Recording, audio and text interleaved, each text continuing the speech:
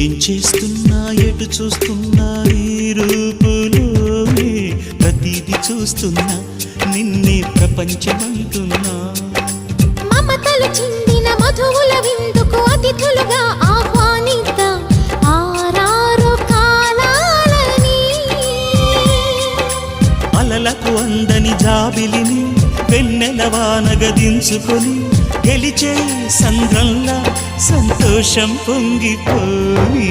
నా కోసం నిన్నే నా జతగా ఈ దైవం పంపేను బహుమతిగా.